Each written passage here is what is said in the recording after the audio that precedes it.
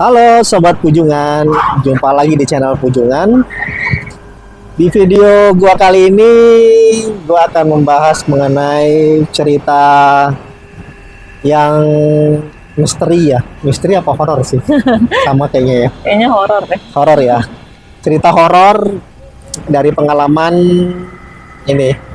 Apa? Ada seorang wanita yang cantik di samping sebelah kanan saya. Kasih tau dong namanya siapa? Kayaknya udah deh tadi. Nah, ini narasumber kita. Dia adalah Via, namanya Via. Kemudian profesinya apa nih? Profesinya dokter. Dokter ya. Nah, kalau dokter kan banyak nih. Sekiranya ya cerita-cerita yang menyeramkan kali ya seputar rumah sakit kali ya, atau pasien yang meninggal atau kamar mayat gitu kan, kalian pasti suka ya kalau gitu-gitu ya. Nah, ini langsung saya datangkan dokternya nih yang mungkin ada pengalaman ya tentang rumah sakit, dimana mungkin dokter Via ada kali ya mungkin 1-2 pengalaman yang bisa di-sharing ke teman-teman di sini ketika di rumah sakit tuh. Apa tuh kira-kira dok, kalau kita boleh tahu ya? Banyak lagi ya. Banyak ya. Mau yang mana nih? Ternyata banyak. Yang sekiranya berkesan sampai sekarang apa kira-kira ya? Ya ada beberapa sih. Yang mana dulu nih? Kalau nanti banyak yang suka dengan video ini, kita lanjut lagi mungkin cerita yang lain. Sekarang satu aja dulu yang dipilih, kira-kira yang apa? Oke. Yang menarik gitu ya. Silakan pada Dokter Via. Iya, oke. Ya disclaimer dulu ya. Kalau saya udah lulus gitu, pengalaman yang saya ceritakan tuh biasanya terjadinya waktu koas atau internship. Internship itu kayak 1 tahun mengabdi sebelum akhirnya terjun ke masyarakat gitu. Seperti yang udah pada tahu, kalau kita koas atau internship gitu tuh biasanya kita akan bekerja di luar kota. Macam-macam tuh penempatannya, ada yang mungkin kotanya kota besar, ataupun ada juga yang terbaginya atau dapatnya tuh di kota kecil atau terpelosok gitu. Dan saya tuh waktu internship, ini ceritanya yang internship dulu ya. Yang waktu internship itu saya ditempatkan di suatu kota bernama Pacitan, di ujung selatan ya, ujung selatan Jawa Timur. Jadi dia tuh Jawa Timur, tapi letaknya tuh kayak 7 jam dari kota Surabayanya, lebih dekat ke arah Solo dan Jogja. Kita tuh biasanya satu kelompok ada 15 orang yang dikirim ke satu kota itu, atau kota Pacitan itu ada 15 orang yang berasal dari berbagai universitas kedokteran di Indonesia. Ada yang seputar Jawa juga, dan beberapa atau provinsi lain gitu ya. Kita digabungkan. Jarang juga ada yang saling kenal gitu, kayak benar-benar kita dicampur, dari yang nggak kenal tuh jadi kenal. Nah, di hari pertama itu akhirnya kami diutus gitu ya dari Kementerian Kesehatan di Surabaya, kita ke Pacitan Jawa Timur. Lalu di hari pertama, kalau nggak salah di hari pertama atau hari awal gitu, karena memang Pacitan ini terkenal dengan laut, pantai, dan goa. Kalian harus ke sana, memang cantik banget sih pantainya tuh, kayak semua tepi akan dijadiin pantai gitu. Dan memang bagus-bagus banget. Nah, akhirnya tuh karena kita sebagai jiwa turis ya, padahal ke sana kita untuk mengabdi, tapi karena kita excited sama pantainya, sama lingkungannya, di sana bagus banget memang. Akhirnya kayak kita memutuskan untuk bersama-sama ke satu pantai yang lebih terkenal. Bukan terkenal gimana ya, karena dia tuh di dekat pantai itu kayak ada jalan layang, antara jalan layang atau jembatan gitu yang baru dibikin bagus. Jadi kayak pantai disertai dengan jalan mulus, aspal mulus, itu memang akan jadi cantik ya pikir kita. Tapi kita lupa kalau ternyata kita ke pantai itu sudah sekitar jam 6 sore, tepat jam 6 sore. Yang tadi saya bilang ya, kalau satu kelompok tuh biasanya kita ada 15 orang. Tapi kelompok kami tuh peminatnya hanya 14 orang, jadi miss 1 orang, kurang 1 orang. Jadi ada 14 orang, kita bersama-sama menggunakan mobil charteran, 2 mobil saat itu. Lalu setelah kita main di pantai, akhirnya kan kita pingin mengabadikan momen ini kan, kayak pertama kali kita bertemu 14 orang dari wilayah berbeda untuk berjuang bersama gitu kan, kayak Iya. kita pengen mengabadikan gitu. Terus lalu kita foto karena posisinya sudah jam 6 sore, sudah gelap bahkan. Akhirnya kita tuh foto di belakang kita mobil, dan di depan itu karena udah nggak terlalu kelihatan, akhirnya dibikin kayak lampu sorot dari mobil yang satu. Jadi tuh kita disorotin lampu sorot mobil depan gitu supaya fotonya dapet. Karena udah gelap ya. Udah gelap, tapi nangkep kan ya maksudnya ya. Iya. Karena udah gelap, akhirnya ada satu mobil yang dinyalakan, lampu sorotnya diarahkan ke kita gitu. Supaya buat mengambil momen foto gitu ya. Betul. Nggak terlalu gelap. Akhirnya mobil itu dinyalakan lampunya supaya hasil fotonya lebih terang gitu Iya, ya. betul betul. Hmm. Lalu akhirnya ya udah kita foto. Ya udah selesai aja tuh, ya udah kita foto dan kita akhirnya balik ke bukan rumah tapi kayak ya kos-kosan, tapi rata-rata di situ ya kita doang ya, jarang ada orang lain. Kita balik ke tempat tinggal kita di Pacitan itu. Lalu akhirnya sudah lewat beberapa minggu, kemudian kita lihat-lihat lagi buat ya biasa ya pengen update status. Jadi kita lihat lagi tuh foto itu. Lalu kita hitung, entah kenapa kayak kita menghitung, entah saya lupa sih, pokoknya salah satu dari antara kita kayak ada yang nyadar, kok kita ber-15 ya di foto ini gitu. Padahal kami itu sebenarnya cuma 14. Tapi karena memang kami itu juga kayak baru kenal di sana, nggak terlalu banyak yang tahu gitu, jadi kayak kami mulai mengingat-ingat lagi benar 14 atau memang sebenarnya 15 gitu. Akhirnya kita kayak menghitung gitu ya, menghitung kepala.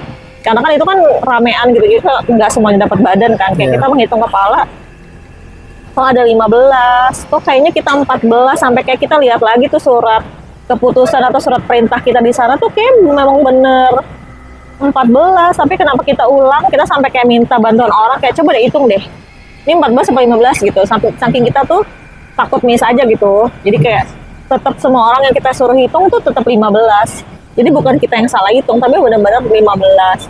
Akhirnya kita Itu fotonya tuh masih di laptop. di laptop ya. Kita Dan nggak ngeprint. posisi ya. orang yang ke-15 di mana ya? Posisi orang. Nah, kan karena kami nggak saling kenal kan, kayak kami berusaha mencerna yang ini namanya ini gitu. Ini si A, dari sini ini si B, ini si C. Kami mulai mengeliminasi satu-satu untuk menemukan mana yang lebih gitu ya, kepala mana yang tidak ada pemiliknya gitu kan. Iya. Jadi kayak ini si A, ini ada nih orangnya, ini B, ini ada nih orangnya gitu. Akhirnya kita mengeliminasi satu-satu sampai akhirnya kita dapat orang yang tidak ada di kelompok kita. Itu posisinya ada, itu kan foto itu bentuknya kayak kepala-kepala aja gitu kan. Iya.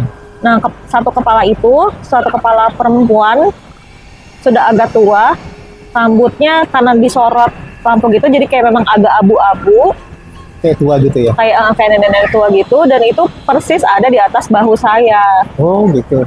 Iya, terus awalnya nggak terlalu takut sih ya sebenarnya, kayak ya udahlah. Meskipun berpikir sih, cuman kayak nggak terlalu dipikir. Memang kebetulan saya juga bukan yang penakut banget gitu, tapi ya udah.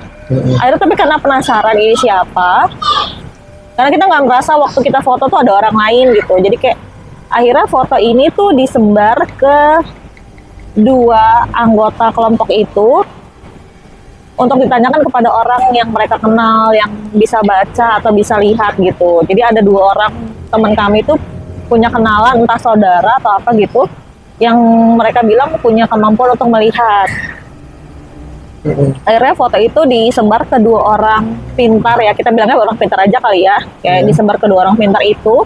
Lalu sampai pada keputusan atau kesimpulan yang sama, kalau itu makhluk halus, dan makhluk halus itu nenek-nenek itu, perempuan tua itu memang saya bawa. Oh gitu. Iya, maksudnya dia memang mengikuti saya gitu. Itu leluhur atau Saya kurang ingat juga dijelasinnya. apa? Katanya orang Godam itu apa? Kayak peri. yang menjaga gitu loh ya. Saya lupa sih, saya juga lupa apa namanya, mereka itu menyebutkan Istilahnya memang apa saya gitu? bawa atau itu memang penunggu pantai yang secara tidak sengaja saya bawa karena tidak pada etikanya kali ya, maksudnya harus berfoto jam 6 gitu ya, entah dia nggak suka atau gimana, saya kurang tahu. Tapi memang setelah dibaca, dua orang pintar ini berkesimpulan kalau saya itu memang apa ya, tipe orang yang mudah ditumpangi gitu. Jadi ternyata saya baru tahu tuh ada orang yang sulit ditumpangi, ada juga orang yang punya kecenderungan mudah ditumpangi. Dan saya itu, pada dua orang pintar itu tidak saling bertemu ya, tapi mereka dengan kesimpulan yang sama kalau saya itu mudah ditumpangi. Dan kesimpulannya wanita tua itu atau nenek-nenek itu memang saya bawa.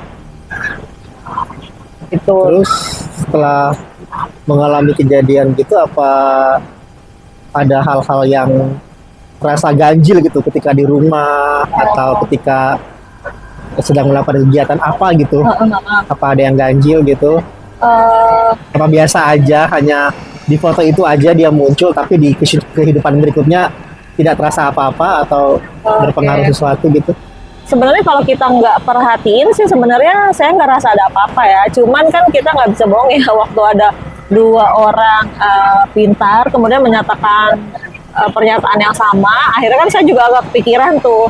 Karena kebetulan di kos-kosan itu saya kamarnya itu tuh paling pojok dekat jemuran yang nggak ada lampunya gitu ya, benar-benar tempat gelap. Dan saya tidur sendiri, jadi makin kepikiran. Nah tuh, terus pernah dikasih tahu kalau kamu tuh sering sakit pundak nggak gitu kan? Ya sebelumnya saya pikir saya sakit pundak ya karena saya suka salah posisi atau karena pekerjaan mengerjakan tugas seperti itu. Tapi karena orang-orang yang bilang saya ditumpangi, akhirnya saya jadi makin dirasa-rasa gitu loh, kayak setiap saya sakit pundak apa ini gitu. Karena memang saya lumayan sering sakit pundak gitu.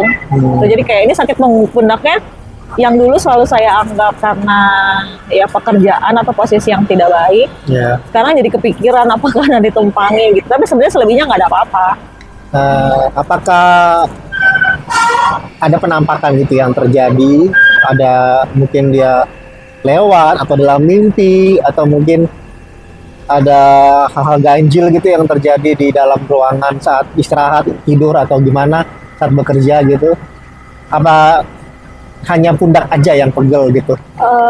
Jadi kadang-kadang karena kamar saya itu deket banget sama jemuran ya. Iya. Jadi kadang-kadang saya suka kayak ada lihat entah orang atau apa ya, pokoknya kayak sosok gitu dia ke jemuran gitu. Entah jemurannya bunyi, tapi nggak ada suara baliknya.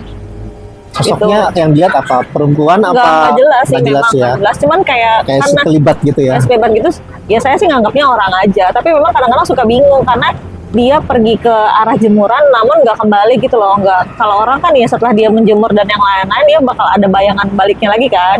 Itu suka nggak ada. Tapi ya itu saya nggak tahu itu, dan saya juga nggak mau memastikan sih saat itu kayak kalau ada orang atau sosok ke sana tuh saya ikutin tuh siapa ya, enggak juga sih. Jadi saya anggap ya sudah, memang mungkin teman saya lagi jemur apa gimana gitu. Jadi sekarang mungkin meski merasakan sesuatu gitu ya di pundak berat atau ada sekelibat lewat gitu, intinya nggak terlalu peduli gitu ya, kan seperti biasa gitu ya. Mungkin kalau punggung sakit dianggap hanya sakit pegel biasa karena bekerja gitu ya. Iya, paling ya kadang-kadang mikir kayak apa ini yang dibilang orang gitu. Cuman tetap dipikirkan tapi nggak terlalu sampai nggak sampai jadi takut banget gitu ya. mengganggu kayak gimana gitu, nggak ya. Oke. Kemudian respon teman-teman gimana tuh? Apakah mereka jadi takut nih deketan sama dokter Via gitu? Atau merekanya malah sih menjaga gitu kan, ibaratnya kayak care, akhirnya wah teman kita seperti ini nih gitu kan? enggak sih, kayaknya nggak ya? ada yang beda. Nggak ada yang beda. Tapi mereka masih kaget ya dengan foto itu. Iya, ya kadang-kadang suka kayak ngeledekin gitu, ngeledekinnya kayak ya ada yang ikut gitu, tapi nggak benar-benar sampai mereka takut sama saya gitu ya, enggak. Setelah dari kota tadi, kemudian balik ke Jakarta, tinggal di Jakarta ya? Tinggalnya di Jakarta. Itu apakah juga mengalami hal yang sama, pundak masih sakit, atau ada sering lihat sekelibat gitu, atau gimana? Enggak sih. Itu kayaknya memang tipenya saya juga nggak terlalu mikirin ya, jadi kayak Ya, siapa tahu kan diikutin sampai Jakarta, tapi nggak sih kayaknya ya. Nggak ada rasa. Cuman memang sampai saat ini pun masih sering sakit pundak, ini juga lagi sakit pundak. Oh, Jadi nggak tahu. Ya iya. udah dinikmatin aja ya, mungkin karena posisi ya selama atau ditumpangin, tapi selama dia nggak mengganggu sih. Intinya It's tetap okay. positif Tetap thinking ya, berdoa, dekatkan diri sama Tuhan gitu ya, supaya hal-hal yang negatif tidak terjadi. Ya mungkin hanya sakit punggung biasa kali ya karena bekerja gitu kan. Oke, tadi sedikit cerita menarik dari Dokter Via mengenai koasnya ya di kota Pacitan ya. Dan di foto gitu ada sosok yang nempel di Pundak kanan. pundak kanan. Jadi dia tuh kayak apa, dagunya ya seperti di bahu gitu, di bahu saya. Cukup menyeramkan ya. Mungkin kalau kita mengalami kayak Dokter Via ini pasti akan shock, kaget gitu ya. Wah, ada sesuatu nih ikutin saya. Tapi intinya tetap positif thinking aja, banyak berdoa dan ya udahlah gitu kan, jangan terlalu dipikirkan. Bawa santai aja supaya nggak mengganggu kegiatan kita sehari-hari. Oke, sobat Pujungan, ini baru satu cerita dari Dokter Via mengenai pengalaman dia ya sebagai dokter. Nanti akan ada lagi cerita berikutnya. Bila ini banyak penontonnya, Dokter Via akan sharing lagi mengenai cerita-cerita seputar pengalaman dia sebagai dokter gitu ya. Entah mungkin di tempat tinggalnya dia, di tempat kerjanya ya, di rumah sakit, tempat prakteknya dia, di klinik dan lain sebagainya. Banyak sekali cerita-cerita serem dari Dokter Via ini. Jadi jangan kemana-mana, tetap di itu ya channel Pujungan, di subscribe channel ini, di komen bila ada pertanyaan. Kita berjumpa di video berikutnya. Dadah, salam Pujungan. Dah.